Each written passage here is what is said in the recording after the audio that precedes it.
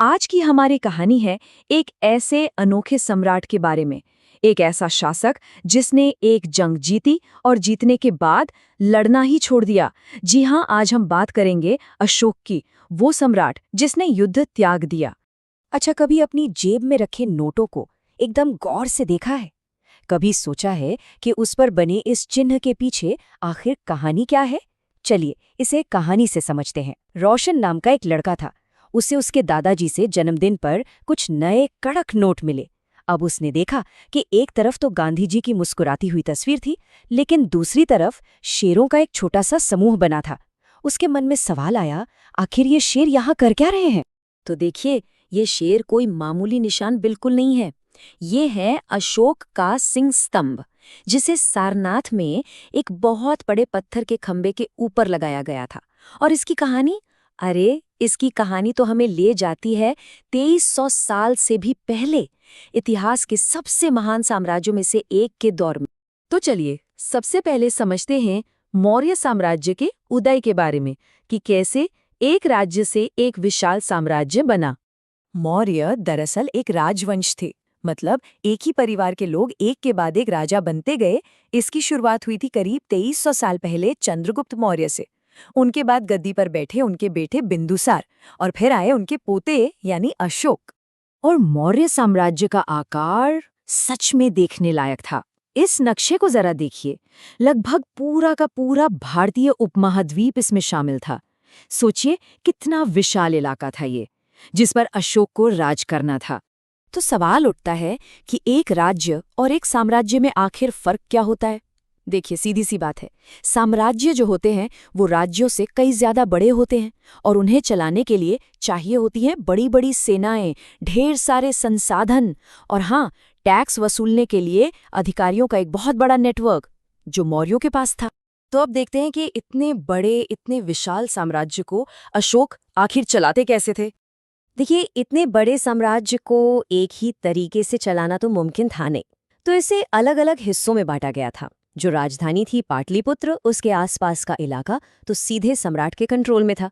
फिर जो प्रांतीय राजधानियां थीं, जैसे तक्षशिला और उज्जैन, वहां पर गवर्नर राज करते थे। जो जरूरी सड़कें और नदियां थीं, उन पर कब्जा रखा जाता था, ताकि संसाधन और टैक्स आसानी से आ सके। और एक मजेदार बात, पूरे साम्राज्य में अधिकारियों पर नजर रखने के लिए जासूसों का एक पूरा जाल बिछा हुआ था। अब आते हैं कहानी के उस मोड़ पर, उस एक घटना पर जिसने अशोक की जिंदगी और उनके साम्राज्य की दिशा हमेशा हमेशा के लिए बदल दी, और वो थी कलिंग की जंग।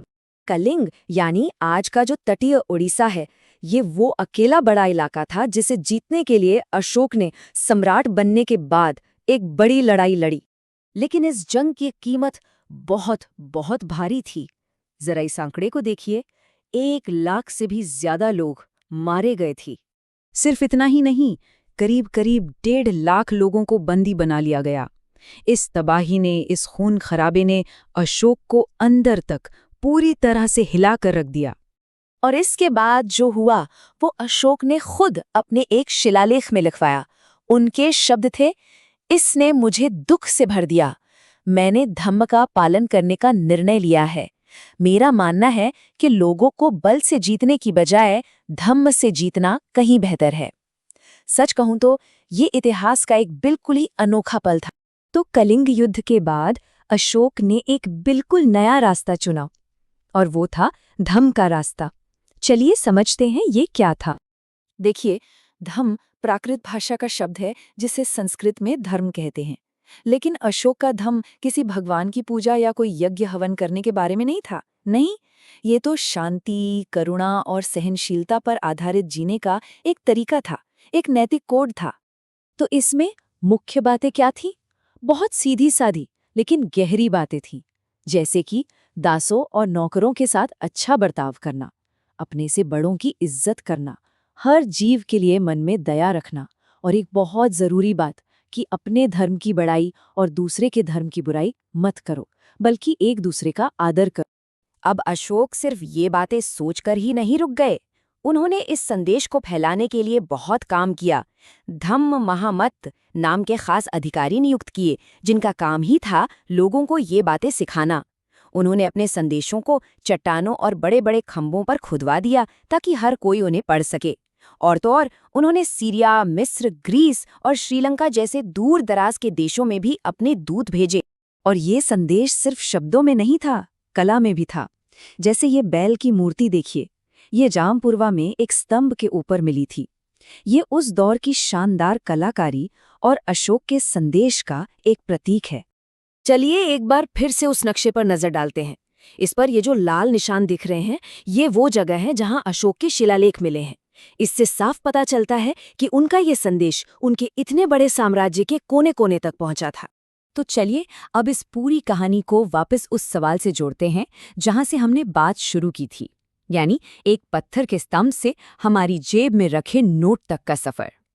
तो हमारे नोटों और सिक्कों पर जो शेरों का निशान है, वो दरअसल सारनाथ के उसी विशाल पत्थर के स्तंभ के ऊपर रखी गई सिंह राजधानी है, और आज यही भारत का राष्ट्रीय प्रतीक है। मतलब ये निशान एक ऐसे अनोखे सम्राट की याद दिलाता है जिसने एक जंग जीतने के बाद जीत का रास्ता ही हमेशा के लिए छोड़ दिया। दुनिया के इतिहास में ऐसा शायद ही कभी हुआ हो। जैसा कि भारत के पहले प्रधानमंत्री जवाहरलाल नेहरू ने कहा था, उनके शिलालेख आज भी हमसे एक ऐसी भाषा में बात करते हैं जिसे हम समझ सकते हैं, और हम आज भी उनसे बहुत कुछ सीख सकते हैं। ये बात अशोक के संदेश की अहमियत को आज भी जिंदा रखती है। तो आखिर में एक सवाल सोचना तो बनता है, क्या 2300 साल से भी ज्यादा पुराना शांति और सहनशीलता का ये संदेश आज भी दुनिया को बदलने की ताकत रखता है?